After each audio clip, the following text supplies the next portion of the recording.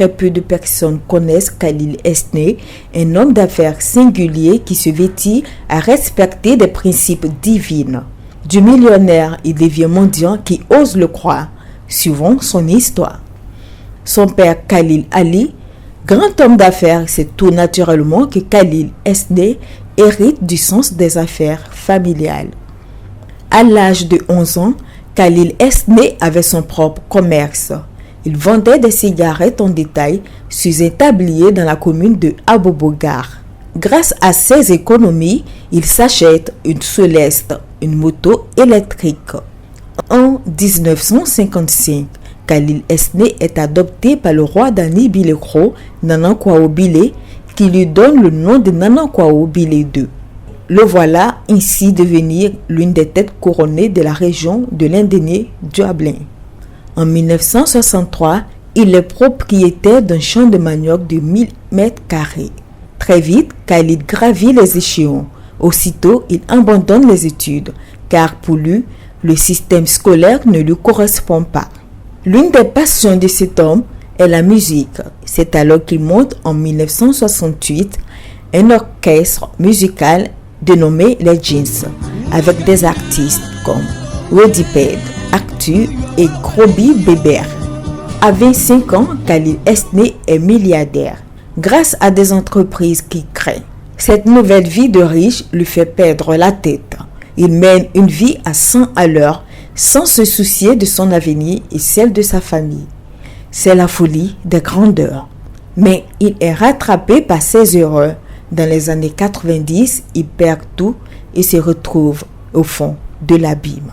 N'ayant pas d'autre issue, Khalil Esneh se retrouve en France avec sa famille dans l'espoir d'avoir de l'aide de ses proches. Mais hélas, Khalil décide alors de mendier pour pouvoir subvenir aux besoins de sa famille, sans que les siens ne le sachent. Malgré les humiliations et les coups reçus, l'homme ne se laisse pas gagner par le découragement. Et oui, il est encore possible de réussir dans la vie lorsqu'on est motivé et déterminé. Khalil Esneh retourne dans son pays natal, la Côte d'Ivoire, et s'arme de courage. C'est alors qu'il sollicite l'aide d'un très bon ami à lui, Hussein, qui est d'une générosité sans faille. Ce dernier l'aide à acquérir un terrain sur lequel il réussit à construire l'un des plus grands centres commerciaux de la capitale économique abidjanaise, sans moyens financiers.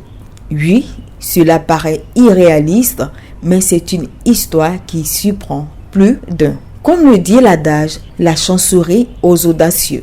En ce moment, Khalil Esneh reprend les choses là où il les avait laissées et fait renaître sa foi qu'il avait égarée. Il faut éviter donc de baisser les bras. Et c'est contre nature. On peut avoir des problèmes. Si aujourd'hui, moi, je m'étais basé sur ma chute et resté sur ma chute, je n'allais pas pouvoir évoluer. Parce que il y a un élément qui est fondamental dans la vie. Si on sait que Dieu a créé le monde en perpétuelle évolution, nous n'avons plus le droit de vivre avec les échecs, donc avec nos passés. Nous devons avancer. Donc, vivre avec son passé est contre nature.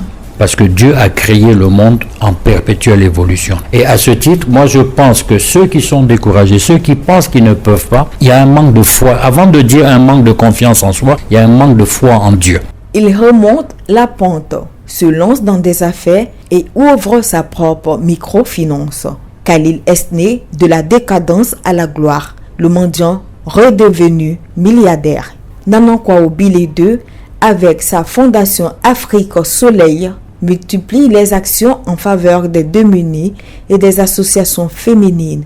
Quand Dieu te donne, c'est toi et c'est les autres si tu tiens à ce qu'il continue.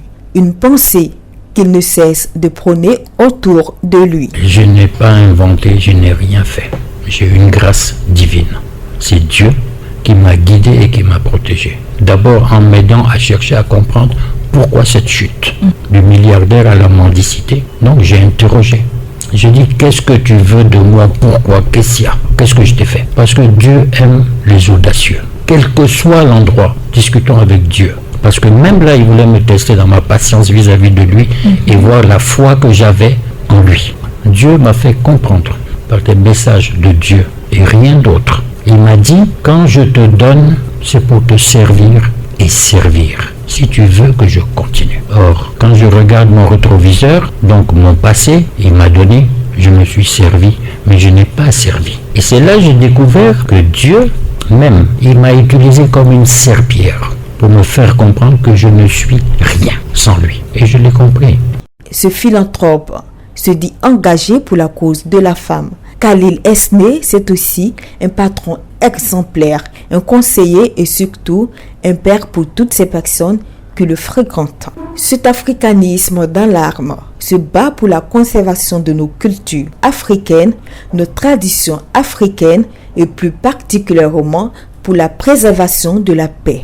Dans cette logique, il est inspiré du père fondateur de la nation ivoirienne, le président Feu Félix Houphouët-Boigny, une personnalité que Khalil Esneh a eu la chance de rencontrer alors qu'il était dans la fleur de l'âge grâce à Feu, son géniteur, en 1972. La foi en Dieu, la foi dans ce qu'on entreprend, la persévérance sont là les 3 critères fondamentaux de la réussite, nous dit-il. Nous sommes nos propres responsables dans la chute.